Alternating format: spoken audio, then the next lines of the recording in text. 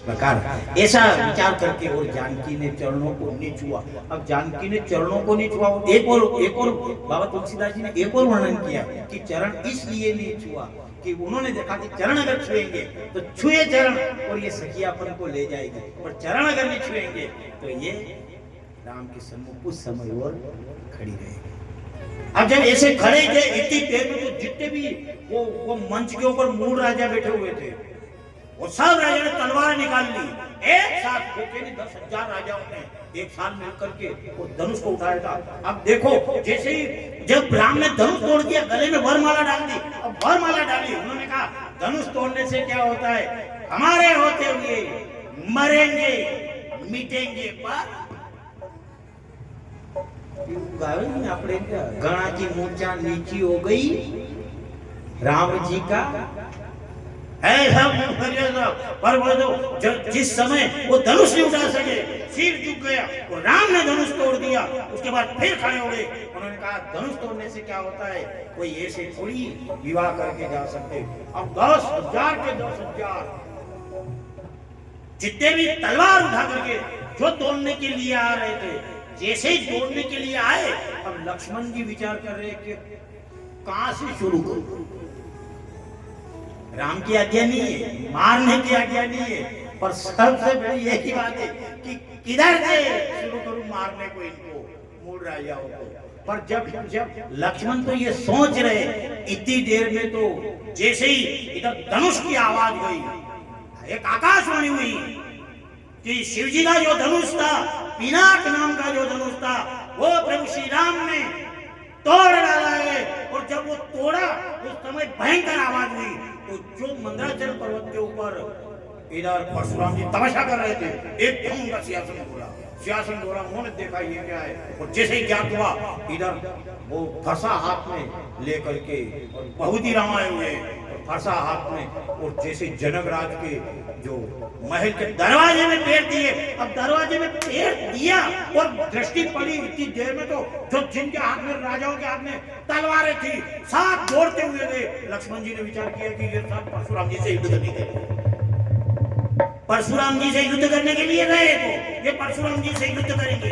और क्या युद्ध करे, जतरा भी था सब सिलेंडर में गया, तलवार तो छोड़ दी, और दोनों हाथ और अपने बाप दादा का नाम बताया।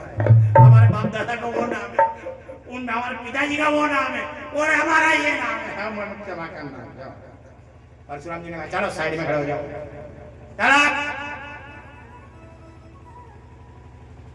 लक्ष्मण जी ने विचार किया, वाह वाह वाह वाह वाह, आप नजर बोले आते हो, पर आपकी पहुंच ज्यादा है। अब ये मालूम नहीं है कि बोलना पड़ेगा इनसे, ये मालूम नहीं है उनको, पर जब मान लिया, जो लिया है, उन्होंने नाम लेकर के, और जैसे ही वो तलवार रखी, सिलेंडर हो गए। परशुराम जी कहा चला सब खड़े हो जाओ, ध्यान रखना आवाज नहीं आनी चाहिए, जिसकी आवाज आई उसका सर धड़ता है,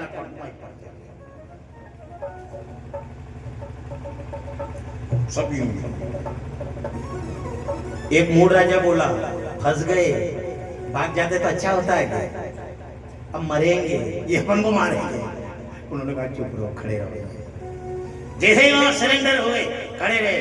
इधर जैसे ही परशुराम जी को देखा, देखते ही जनक जी ने इशारा किया, जानकी आई, और जानकी के गले में वरमाला भी थी। वो इधर प्रणाम किया, जैसे ही प्रणाम किया, कौन है?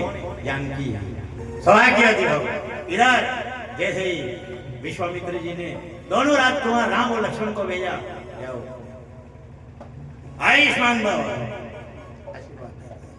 बैठे वहां पर। जो भीड़ को देखा, इतने में तो परशुराम जी कहने लगे, हे जनक, ये भीड़ कौन सी है? उन्होंने कहा कि गुरु महाराज, ये भीड़ तो साहब हमारे यहाँ ब्याह शादी है, ये ब्याह शादी हुई, इसकी भीड़ है। इतनी देर में तो जब भीड़ को देखा वहां तक ठीक है, पर जैसे ही नजर घुमाई और देखे तो जो भगवान भोलेनाथ का जो धनुष था, उसके 2 टुकड़े पड़े हुए जो नजर आए तो थर-थर कांपने लगे, और कहा कि ये धनुष कैसा है? ये हमारे गुरु शिव का धनुष है, और ये शिव का धनुष के 2 टुकड़े और भूमि पे पड़े हुए हैं। इतनी देर में तो क्रोध किया, आंखें लाल हो गई, और कहा सुन राजा जनक, ये कुमति किसने ठानी है?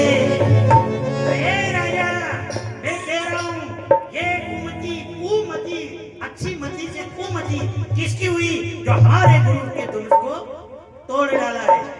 इधर कहने लगे, सुन राजा जनक ये, अरे कुमति रे किसने ठानी है? सच कहता हूँ मैं आज यहाँ, अब मोटर किसकी आई?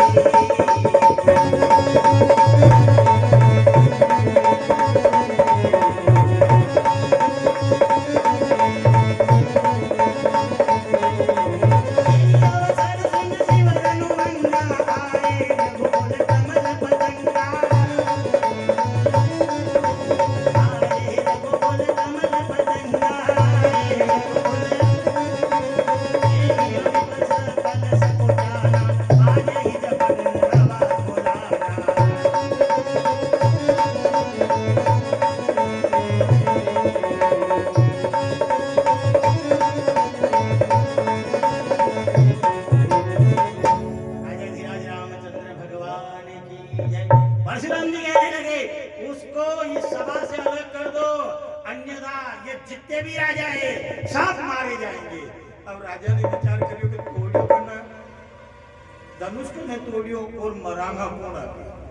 क्या परशुराम जी के सामने तो वही खड़े थे, सब तलवार डाल करके परसा मार मार बढ़ा राजा। उन राजा को दिखाया, राजा पीछे गए। इतनी देर में तो लक्ष्मण जी खड़े खड़े। लक्ष्मण जी ने देखा मौका है ऐसा। लक्ष्मण जी ने कहा, महात्मन, लरिकाई में तो हमने बहुत धनुष तोड़े। लरिकाई का अर्थ छोटे थे।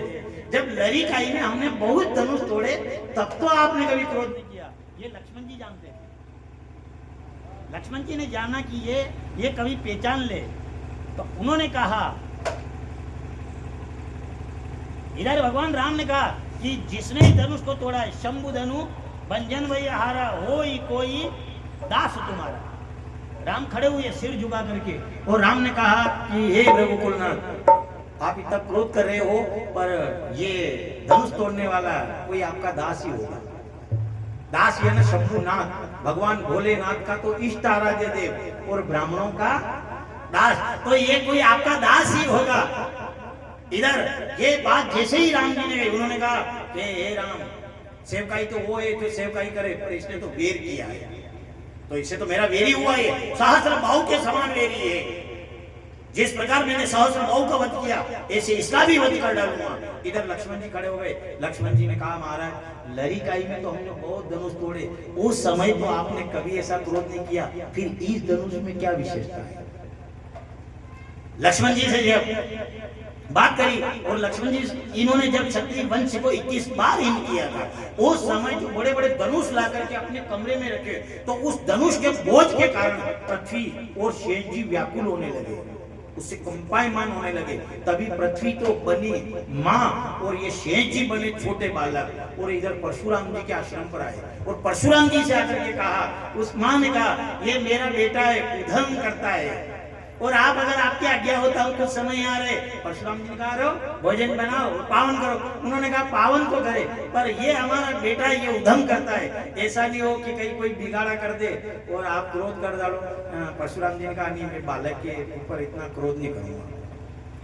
उन्होंने कहा, ठीक है। इधर परशुराम जी तो कहीं गए, और एक दिन देखा पृथ्वी और इधर शेष जी दोनों ने मिलकर जितने भी धनुष थे सबके टुकड़े कर दिए, हाथ तोड़ डाले। इधर परशुराम जी जैसे ही आए, आकर के देखा तो जो गृह था, वो शस्त्रों का शस्त्रागार जो था, जो शस्त्र बड़े हुए थे, देखा तो सब धनुष टूटे हुए, कि एक धनुष रह गया। उन्होंने कहा कि ये क्या है, ये किसने तोड़ा?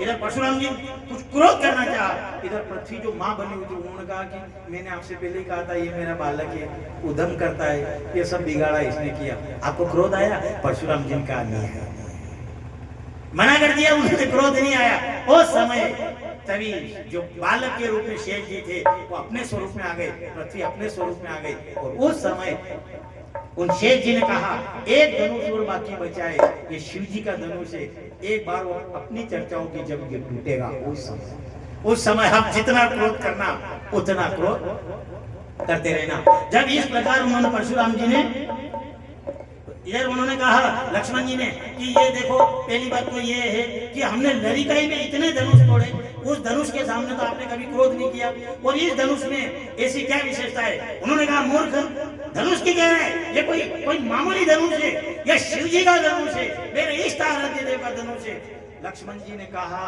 कि ये आपके इष्ट आराध्य देव का धनुष है। उन्होंने कहा कि जिसने भी मेरे इष्ट आराध्य देव के धनुष को तोड़ा है उसका सिर धड़ से अलग नहीं करूंगा, मेरे क्रोध को शांति नहीं मिलेगी। तुझे मालूम है, मैं माता पिता के ऋण से तो पूर्ण हो गया था, अब गुरु के ऋण से भी पूर्ण होना चाहता हूँ। उन्होंने कहा देखो, पहली बात तो ये है, ये जो आपका धनुष था, हमारे प्रभु श्री राम ने इसको छुआ और छुआ, जैसे ही छुआ और छूने से टूट गया, इसमें कोई राम का तो दोष नहीं है। और हाँ, इससे भी अगर आपको क्रोध होता हो तो कोई जोड़ने वाला हो तो उसे बुला लीजिए, जो हमारे राम प्रभु जो भी आपके पैसे बनेंगे वो पैसे ये दे देंगे। तभी परशुराम जी क्रोध करके बोलते, बालक बोली वधो नहीं तो ये, उन्होंने कहा ये बालक है, इस बालक समझ करके मैं इसका वध नहीं कर रहा, फरसा मेरे हाथ में है। वो बालक वधो नहीं मैं तोई, केवल मुनि जान नहीं मोई, बाल ब्रह्मचारी अत कोई, विश्व विधोई जग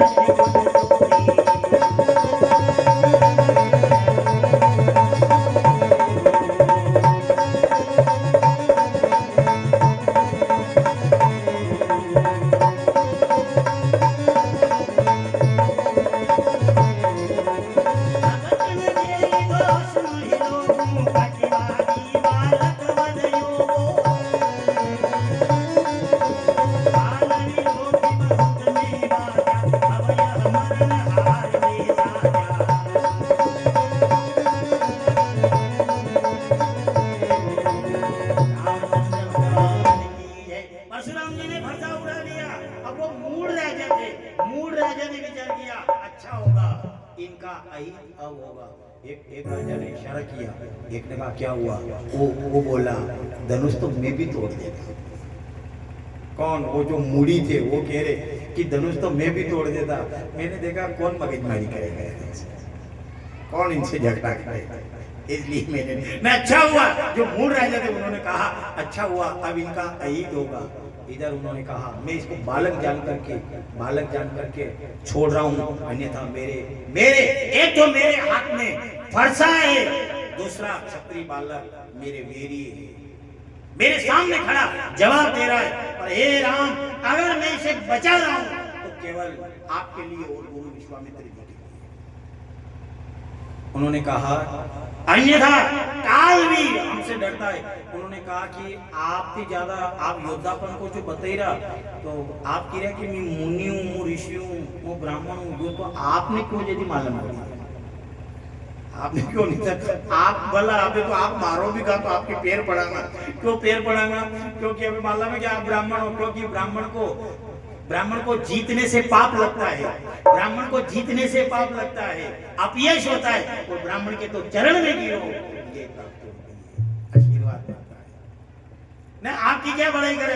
अरे आपकी बड़ाई कौन करे? उन्होंने कहा अरे उनसे पूछो, सब मानता जानते हैं मेरी, मैं ऐसा हूँ, ऐसा ब्राह्मण हूँ, ऐसा निरा ब्राह्मण हूँ, जिन्होंने 21 बार इस पृथ्वी को क्षत्रियों से हीन करके ब्राह्मणों को दान कर दी। उन्होंने कहा, लक्ष्मण ने कहा अरे आपकी तो बात क्या है ना, आपकी बड़ाई कौन करे, आप तो अपने मुंह से अपनी बड़ाई करें। उन्होंने कहा विश्वामित्र, इस बालक को मेरी आंख से अलग कर दो, अन्यथा ये काल के ग्रास होने वाला है। लक्ष्मण जी ने कहा आप ही आंख बंद कर लो, कोई नजर नहीं आएगा। न फिर वर्षा उठाए मुनि पुराना बेटा है आपने के नहीं है, पुराना है, हाँ पुराना ने माला है। अबार तो कही है, अबार अपने सेन भगत जी के वहाँ जो दाढ़ी करावा जावा तो अबार तो ब्लेड बदली ने जब दाढ़ी कर दे, और पुराना के टाइम पे ब्लेड ठीक हो नहीं है कि उस्तरो तो बड़ी उस्तरा ने कोई बन के लिए बड़ी उस्तरा ने उन्हें तीखो करवा के लिए कहीं पत्थर पे नहीं रगड़ता, यूं कहीं बेहता अपनी जान पे, कहा कि मुंह भी छोटो तो હું છોડો તો કદી કદી મારી પિતાજી કટિંગ કરાવવા લીધા હતા. કટિંગ કશી કરાતા? આधी વખત તો ઉસ્ત્રો ચલાતા માતા पे. આખો તો કોણ કટિંગ કરાવે? अब कभी वो मान लिया जाए वो चाल तो कौन तो भी बड़ी बड़ी पैर पे या तो बड़ी पैर पे यो घुमायो ने ये जन के डाड़िया करता आधा तो उभा बेता जाता है. ये पुराना ने माला में साहब. तो ये इनकी बात नहीं है. जब इधर लक्ष्मण जी ने कहा, लक्ष्मण जी से कहा कि इसको मेरी आंख की ओट कर दो, इसको अलग कर दो मेरी आंखों से. लक्ष्मण जी ने कहा आंखें बंद कर लो, कोई नजर नहीं आएगा. अब जैसे इधर उन्होंने वो जो कुल्हाड़ी थी फंसा था वो फंसा हाथ में लिया. अब कोई मुझे दोष मत देना, ये बालक अब काल के ग्रास होने वाला है. परसों नहीं चाहता. इधर जो सुनैना माता थी उन्होंने कहा विश्वामित्र जी से तो कहो, कोई तो कहो कि इस बालक को चुप करे, मान लिया जाए. परशुराम जी का क्रोध अग्नि है, परशुराम जी का क्रोध अग्नि है और उसमें लक्ष्मण जी के जो वचन निकलते हैं वो वचन घी के समान आहुति देते हैं. जैसे जैसे वो घी के समान आहुति देते वैसे उनका क्रोध और बढ़ता है. इतनी देर में तो राम खड़े हुए. राम ने कहा अरे गुरुदेव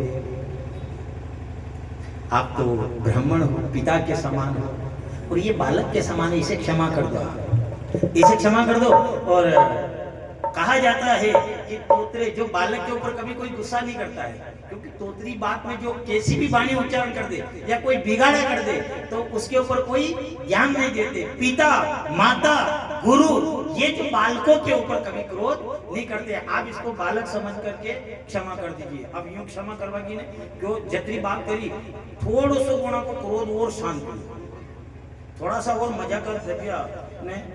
ये देखो अति देर में तो लक्ष्मण जी और हंसे. अब जैसा क्रोध आया देख तेरा भाई अभी में वेरी के भाव से मेरी ओर देख रहा है. राम जी ने देखा कि ठीक है साहब. इतनी देर में तो लक्ष्मण जी बोले गुरुदेव क्रोध नहीं करना, क्रोध पाप का मूल है.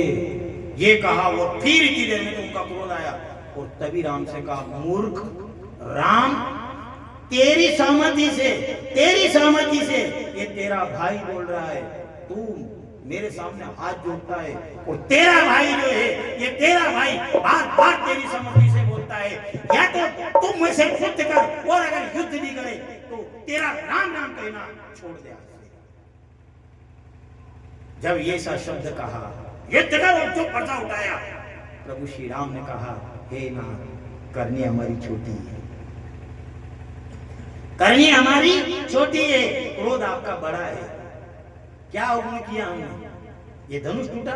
सही बात तो ये है हमने तो छू करके देखा था, केवल छुका. अगर तुम कह रहे हो युद्ध करो तो ये बात बताइए आप ब्राह्मण हो अन्यथा हम भी एक क्षत्रिय बालक है. राम नाम छोड़ दे, तुम ऐसा कह रहे हो युद्ध क्या करे? आप तो मारोगे तो आपके चरण में पड़ेंगे, गिरेंगे, आपके चरण में गिरेंगे. और हे नाथ ये धनुष जो है तो धनुष को हमने तोड़ा नहीं बल्कि छुआ और छूने से टूट गया, तो मैं क्या बड़ाई करूं अपनी. और ठीक है अगर हमसे भूल हो गई हो और अपराध किया है तो हे ना तीन नहीं कछु काज बिगाड़ा, अपराधी है नाथ तुम्हारा. इस बालक ने आपका कुछ नहीं बिगाड़ा, अगर अपराधी है तो मैं हूं. और अगर आपका क्रोध शांत हो तो आप ऐसा करिए, ये मेरा सिर है ये आपके सामने झुका हुआ है, इसे काट डालिए.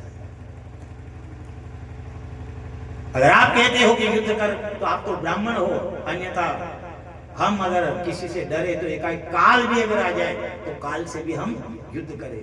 आप तो मारोगे तो आपके चरण में गिरेंगे. हम क्या बड़ाई करें, क्या अहंकार करें? अरे हमारा तो छोटा सा नाम है केवल राम और तुम्हारा नाम तो परशुराम. इतना बड़ा आपका नाम है. और जैसे ही अरे देखो ब्राह्मणों की तो ये महत्ता है, ब्राह्मणों की तो ये महत्ता है. आज तक हम जैसे वो दुपट्टा था राम ने अलग किया और वो भृगु लता का निशान जो था, भृगु ऋषि ने भगवान की छाती में लात मारी थी.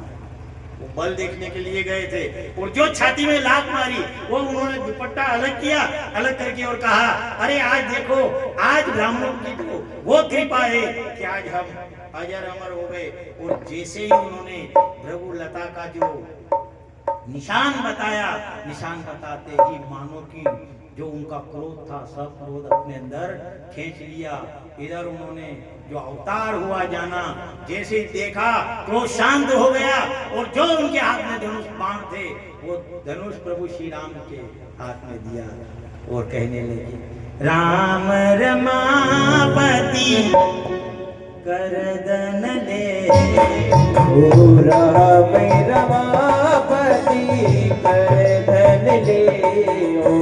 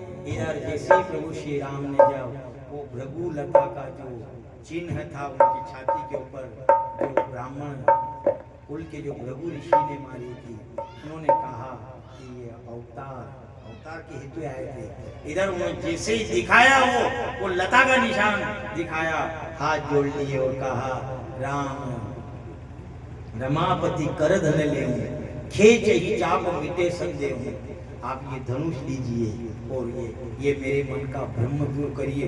और जैसे ही धनुष दिया वो प्रत्यंचा अपने आप बाण उसके ऊपर चढ़ गया। उन्होंने कहा हो गया, अवतार हो गया, विष्णु का अवतार हो गया। वो लक्ष्मण के राम के चरणों में गिरकर प्रणाम करके क्षमा याचना करी। परशुराम जी ने दोनों के चरणों में गिर करके वो जैसे ही जय जयकार करते हुए जय हो प्रभु श्री राम आपकी जय हो, हे नारायण आपकी जय हो, हे राघवेंद्र सरकार आपकी जय हो ऐसे करते परशुराम जी गए। अभी मूड राजा एक खड़ा था, वो भी तो खड़े थे, क्योंकि भागो अपने भी था। और एक एक करके वो भी जो मूड राजा थे जहां तहां वो भी भाग गए। इधर गुरु वशिष्ठ, इधर विश्वामित्र जी और सदानंद जी महाराज दोनों गुरु, वो उनके कुल पुरोहित, और यहाँ विश्वामित्र जी मिले। उन्होंने इधर जनक जी महाराज से कहा, देखो महाराज, पहली बात तो ये कि ये धनुष यज्ञ के अनुसार तो विवाह हो गया, धनुष जो अपने जिस प्रकार ये स्वयंवर रखा था, इस स्वयंवर के अनुसार तो विवाह हो गया, पर फिर भी नीति ये कहती है कि अपन को पत्रिका देना चाहिए और उनकी बारात बुलाना चाहिए, इससे अच्छा होता है। इधर जैसे एक पत्रिका लिखी और जो पत्रिका इधर पत्रिका लिख करके एक सेवक के हाथ में दी, सेवक वहां से पत्रिका लेकर के आया, करी प्रणाम बिन पाती दीनी मुदित महिप मुनि आप उटिलेनी वारी विलोचन बाचत पाती पुलक गात आई भरी छाती। जैसे वो दूध पाती लेकर के आया और वो पाती जब दी उन्होंने कि राम लक्ष्मण के हाथ की पाती है, इधर राजा दशरथ जी स्वयं उठे, राम लक्ष्मण सुना, ऐसे उठे और दौड़ते हुए गए और जाकर के स्वयं उस दूध के हाथ से पाती स्वयं ने ली और जो बांच करके उस दूध से पूछा, दूध ने कहा बड़े बड़े योद्धा आए थे, यहाँ तक कि रावण और बाणासुर जैसे भी आए थे वहां पर, और वो भी आए, वो धनुष को तोड़ना उठाना तो बात की बात है, परिक्रमा करके वो चले गए। ऐसे राजा हार गए। अरे वो महाराज 10,000 राजाओं ने मिलकर जिस धनुष को उठा नहीं सके, राम ने चुटकी में तोड़ डाला। परशुराम जी भी आए थे फांसा दिखा करके, सब व्याकुल हो गए, पर जब जैसे परशुराम जी आए तो वो भी उनकी परिक्रमा करके चरणों में प्रणाम करके और चले गए। आप ऐसा करिए कि अब साज सजा करके बारात लेकर के आइए। इधर दशरथ जी ने देखा ठीक है सब बारात लाएंगे, इधर तैयारी हो गई। फिर वो चिट्ठी ले जाकर पत्रिका ले जाकर के गुरु को दी, वशिष्ठ मुनि को दी। वशिष्ठ मुनि के कहने पर इधर अयोध्या के अंदर बड़ा ही आनंद छा गया। सब तैयारी करने लगे। अब तैयारी करने लगे बारात में जाना, तो अब सब बारात के लिए देवता सब आ गए, पर इधर बारात में लीजा तो हिसाब ही सबका लीजा सभी देखे आपने, जैसा है वैसे ही पकड़ी जाए। बारात में कायदा का ले जाए। अब सब बारात में जाने के लिए आए तो सबसे पहला गजानन जी ने बुलाया, वो पाठो वगैरह चिपकाए। गजानन जी ने बुलाया और गजानन जी ने बुलाया तो गजानन जी ने देखो सबसे पहला अपनो निमंत्रण है सब, तो अपना तो पहला चालना पड़ेगा। अब गजानन जी वोटे प्रकट हुई है, तो अब सब बाराती थे, अब सब अप टू डेट बाराती, जब देवता बाराती। अब राम जी की ब्याह में जाने लगे। अब उन्होंने देखा कि क्या करे, कि गणपति ने कहा कि मैं भी चलूं। इतनी देर में देवताओं ने कहा कि इसकी तो बड़ी बड़ी सूंड है, ये ऐसा बाराती चलेगा तो क्या नाक कटवानी अपने, तो क्या करे। फिर देखा कि इसका तो पेट भी, अब हिसाब का है थोड़ा सा, तो वनन पिठा हुई करी। मान लिया कण की गाड़ी कल हल्की है, कण की गाड़ी हल्की है ने सूरजमल जी की देखे मुंह मुंह, तो गाड़ी वालों के काम करती दूसरी गाड़ी पे आओ। ये ढोलक वाला भाई साहब दिया, आप पंडित जी आया, ठीक है सर। अब गणपति को ले जाने के लिए उन्होंने देखा इसके तो सूंड है, साहब ये नहीं जचेगा।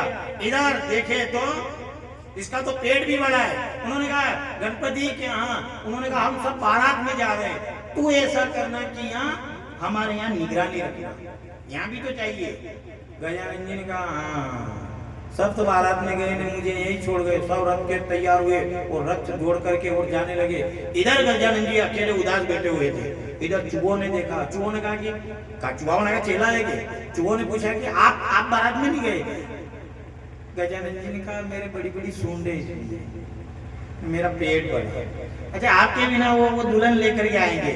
चूहे जैसे चूहों ने सम्मति करी और जितना भी वो रास्ता था सब रास्ता खोद डाला।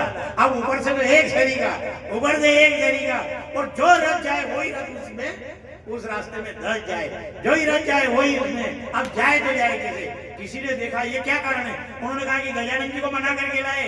उन्होंने कहा कि नहीं, गजानन जी को मना करके लाओ तो ये बारात जाएगी, बिना गणपति के कार्य सफल नहीं होगा। अब कैसे आएंगे। आज हमारे अवध बिहारी रूप्या गजानंद चालोनी, आज हमारे अवध रूप्या गजानंद चालोनी,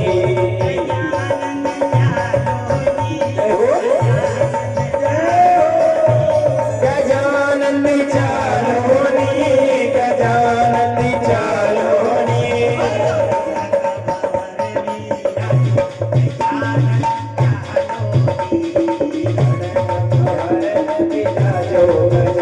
गजानंद चालोनी।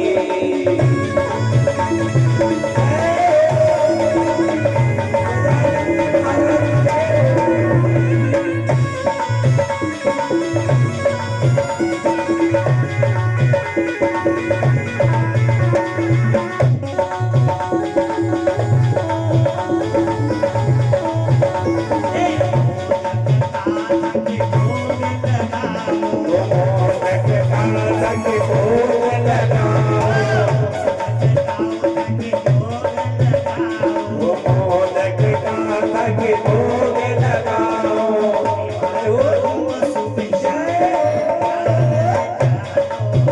तुम सेवा करो शुभ शाम गजानन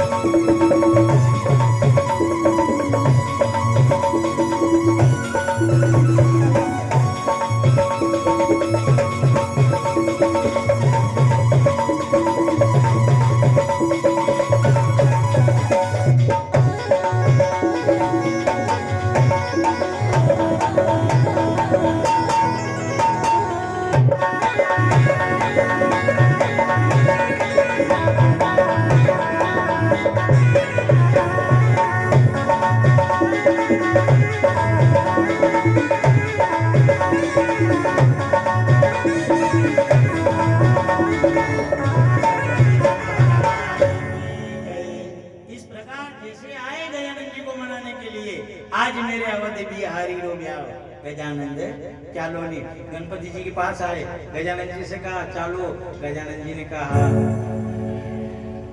यहाँ नजर कौन रखेगा निगरानी कौन करेगा उन्होंने कहा हे बहुत निगरानी करने वाले आप तो चलो गणपति ने कहा बड़ी बड़ी सूंड है तो ही चालो आप गजानन जी ने कहा बड़ा पेट है तो भी चालो और आखिर में गजानन जी को सबसे आगे किया ब्याह शादी में सबसे इसलिए बरगद उसी के घर में रहती है बरगद उसी के घर में रहती है जो गणपति को आगे और समस्या है गणपति को आगे तो करते हैं पर जिस दिन दूल्हा आता है तोरण के सामने तलवार भी गणपति को ही दिखाता है वो तोरण का ही को लागे वहां पे फोटो का ही को रहे गणपति को रहे कि वो दूसरा को रहे पहले था वो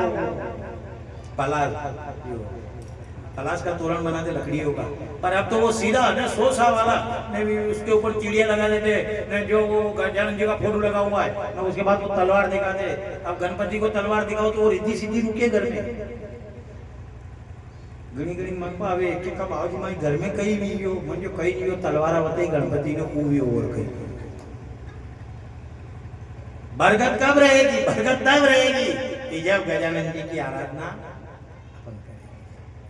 मान लिया जाए पहले गणपति को आगे बढ़े अरे ये पुराने को देखना जे पहले ये ऐसे पक्के मकान नहीं थे कच्चा मकान था एक आर्या रहता है छोटा सा वो दरवाजे के ऊपर और वो दरवाजे के ऊपर सिंदूर लगाकर ये ऐसे सोसा वाले भी गजानन जी थे वो पत्थर वाले थे वो पत्थर वो सिंदूर लगा करके और एक ग्वार का पाटा आता वो पाटा वहां लगा देते क्या इससे गजानन जी बीमार नहीं होंगे और गजानन जी बीमार नहीं होंगे और उस ग्वार पाटे के नीचे जो निकलेंगे वो कोई बीमार नहीं होगा और बीमार भी नहीं होते मैं आज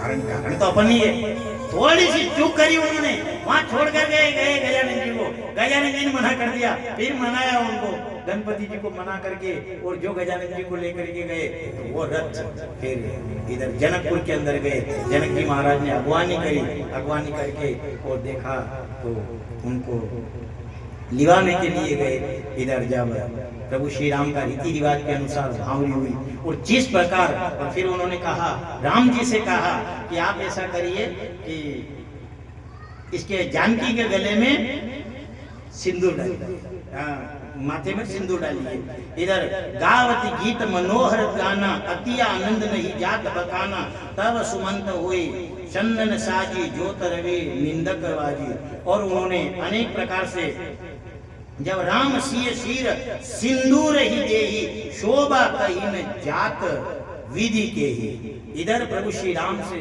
कहा राम ने माता जानकी के मांग के अंदर सिंदूर भरी इसलिए मांग क्यों भरी जाती है मांग इसीलिए भरी जाती है जब तक मांग नहीं भरे उससे पहले जो भी बेटी की मांग होती है वो बेटी की मांग पिता भरता है वो पिता पूरी करता है वो जो भी मांगे पर सिंदूर डालने का और मांग भरने का अर्थ क्या है जब वो मांग भरता है दूल्हा जब दुल्हन के मांग में सिंदूर डालता है नाम भी उसका मांग उसके बाद वो बेटी की मांग पिता से नहीं रहती, वो जो भी मांगे वो सब मांग पति से होती है।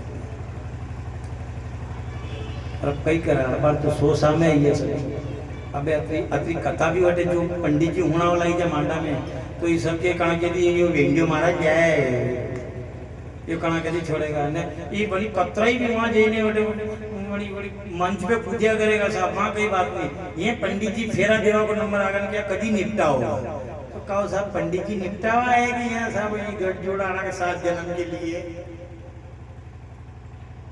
बिगाड़ का कारण भी तो ढूंढना चाहिए। नहीं घनी करे साहब पंडित जी के माथे आओगे माथे अब पंडित जी आधा मंत्र बोलिया नहीं बोलिया नहीं ज्यादा करे कहीं को नहीं मंच के वहां जाने के मेरा में मिल गई रे मेरा में ये मेरा में कितना निकालेगा।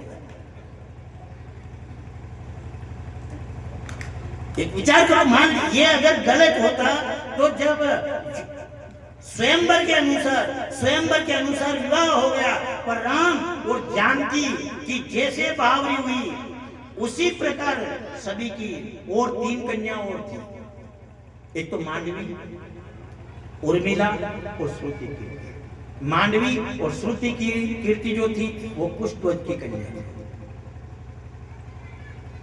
इधर केतुध्वज की कन्या थी, उनको उनका विवाह मांडवी का विवाह भरत जी और इधर उर्मिला का विवाह लक्ष्मण और श्रुति कीर्ति का विवाह रिपुसूदन शत्रुघ्न जी महाराज के साथ। और जिस विधि से प्रभु श्री राम का विवाह हुआ उसी विधि विधान से उनका भी विवाह होता है। जब तक पाय वशिष्ठ आय सुव्यावसाज शरीर के मानवी श्रुति कीर्ति उर्मिला कुंवरी लई कार्य कुश केतु। ये मानवी और श्रुति किसकी? कुश ध्वज की कन्या की। कुश केतु कन्या प्रथम जो गुणशील सुख सुभामय सबरी की प्रीति समेत कर जाहि नवरक दये जानकी लघु भगिनी सुंदर शिरोमणि जानकी के जनक विधि व्याही लक्ष्मण सकल विधि सनानी के जय नाम श्रुति कीर्ति सूलो जन सुमुखी गुण हरि सोयरी कुसूदन भूपति रूप शिव ही हो जारे के। जिस प्रकार इधर शिव जी का विवाह हुआ, जिस प्रकार राम जी का विवाह हुआ, इसी प्रकार भरत का विवाह मांडवी के साथ होता है, लक्ष्मण का विवाह उर्मिला के साथ होता है और श्रुति कीर्ति का विवाह शत्रुघ्न जी महाराज के साथ होता है। अब चारों भाइयों को लेकर के जब भोजन करवाने के लिए गए तो गीत गाते हैं। पहला नियम था सब बंद नहीं है, सब मोबाइल में सब खत्म कर दिया। पहला तो मैं जितनी भी गारा गानी थी भी मांडा शादी में गई लेता तो बाद में मतलब भी को नहीं गावा या तो पहला या बाद में काम जो भी करना पहला करो या फिर बाद में करो। अब वह जो भी ब्याह शादी रहता है भोजन करता है बटे गावा काम सब बटे कुटे ही लेता तो ये घर में नहीं गावना गाना पड़ता। अब कहीं बटे गारा गानी बंद तो अभी साल 2-3 साल ब्याह में खुद भी शुरू हुई जाए लेकिन यो मांडो ज्ञान थोड़ा दिन यार यो कहीं भी होना जो भी बाकी है पूरी। अब जैसे ही यहाँ प्रभु श्री राम लक्ष्मण भरत शत्रुघ्न आदि भोजन करते हैं और सखिया आती है कहने लगी ते तो जी मो राम जी लापसी ते तो जी मो राम जी आगे संग में लक्ष्मण तपसी आगे संग में लक्ष्मण तपसी आओ आओ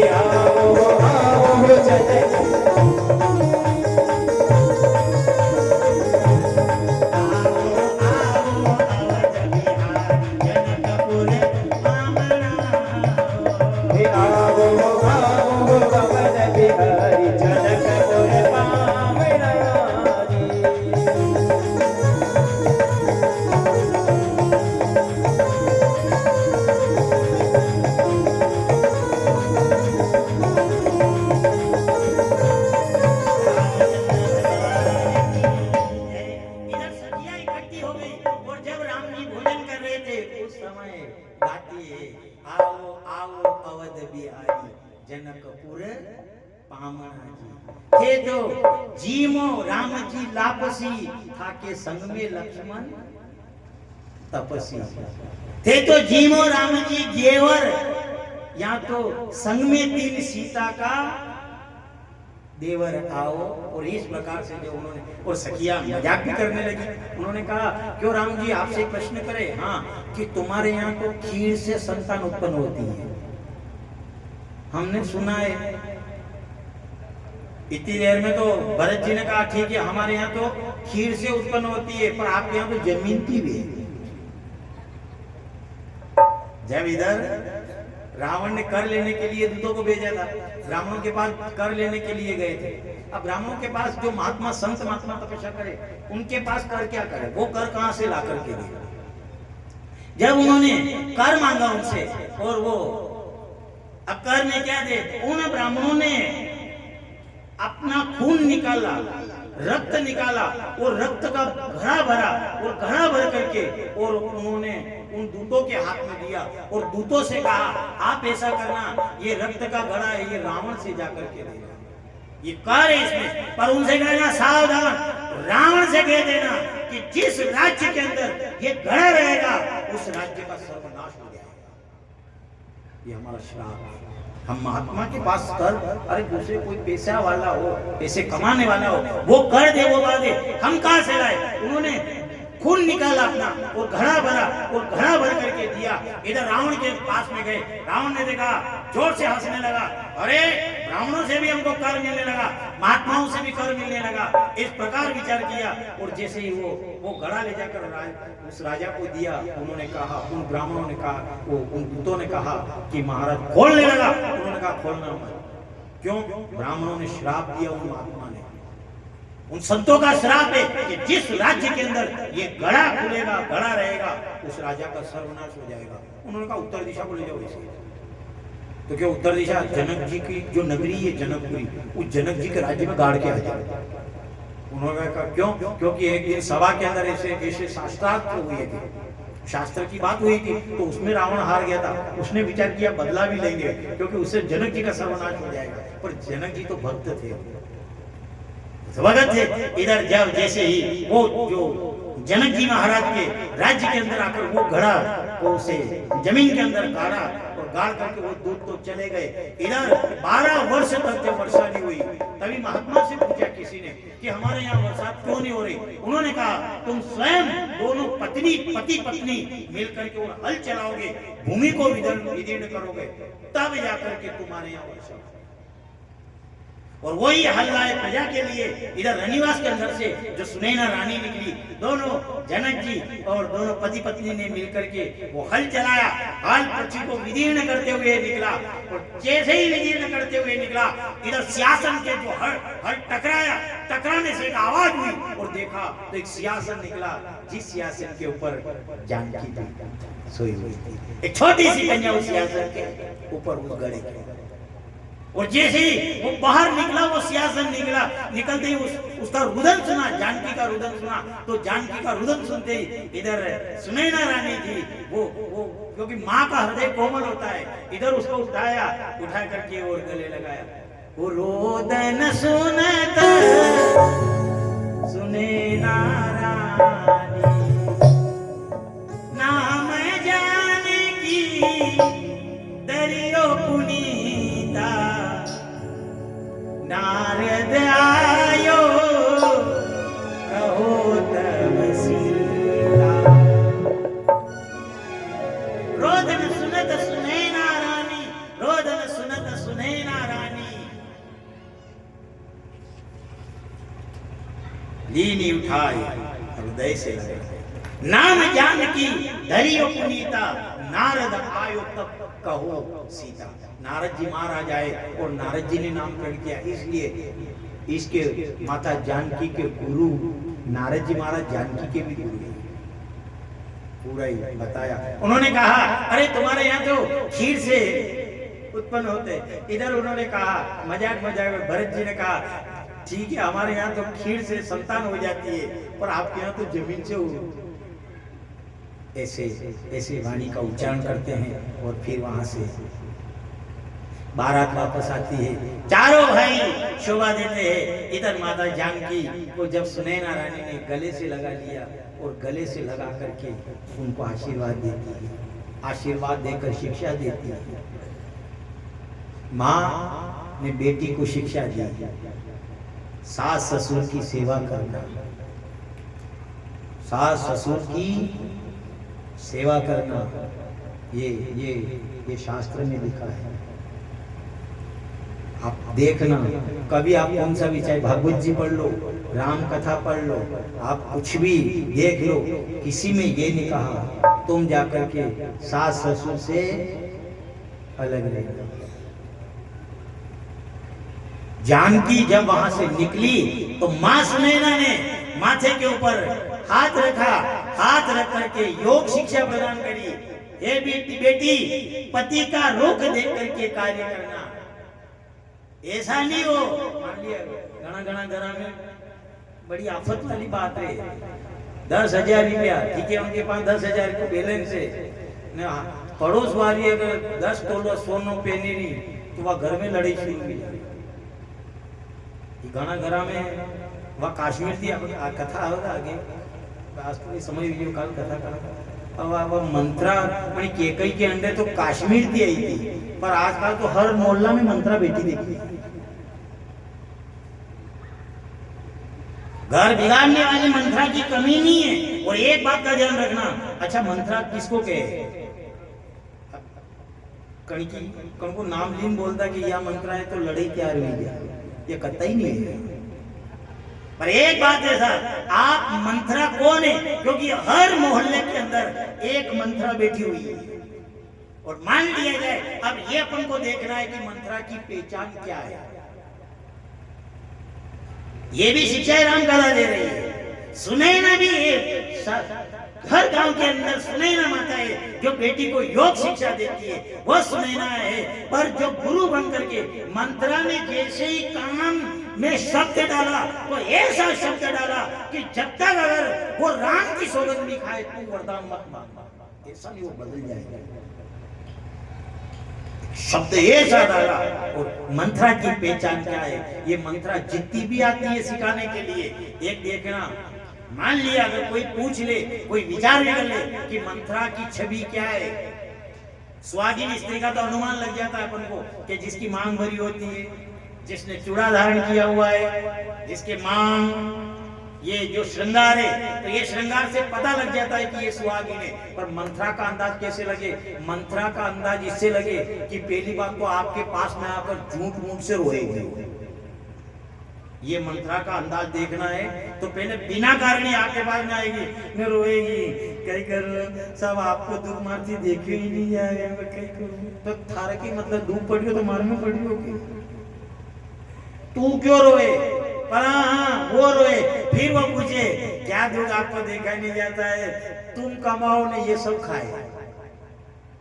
यह मंत्रा की जगह वो आंसू गिराएगी, आंसू गिरा करके और कपड़ के आंसू गिराएगी और फिर आपसे कहेगी आप तो कमाई करते हो और ये खाते हैं, ये आपको दुख मेरे से देखा नहीं जाए। पहली बात तो ऐसी शिक्षा अगर कोई देने के लिए आए तो उसे उसी समय भगा देना चाहिए, तू निकल यहाँ से, बच्चे निकल, हमारे घर को बिगाड़ देगा। ये कबड़ के आंसू सर्वप्रथम आंसू जो थे ये, पर आंसू ये भी गिरे, एक आंसू सुनैना के गिरे जब उसने कहा बेटी सास ससुर की सेवा कर जो और घर में सास ससुर से पहले उठना। अब सास ससुर तो 5 बजे उठे ने, ये 8 बजे तक पड़िया रहे ने, बजे के मेरी लक्ष्मी है, तू लक्ष्मी है।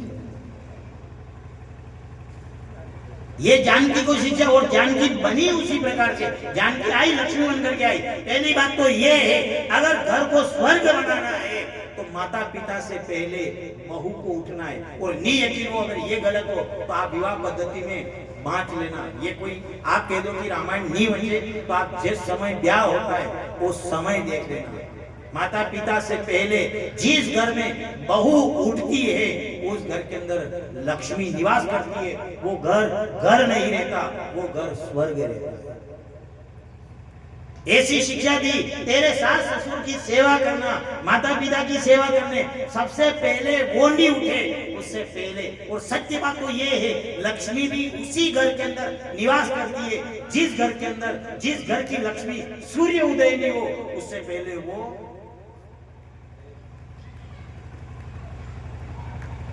समस्या यही तो बरगद का ही नहीं है, वो लक्ष्मी है। सूर्य उदय हो इतनी देर में तो पहली बात तो ये स्नान हो जाना चाहिए। तो अन्नपूर्णा जो अपना रसोई घर है वो अन्नपूर्णा का मंदिर है, और जब स्नान करके अपन वहां जाएंगे, वहां जब अन्नपूर्णा मैया के वहां जाकर के जो भोजन बनाएंगे तो सब घर के अंदर बरगद, जहां देखो घर में रहती, दुकान में रहती, बाहर रहती, बाजार में रहती।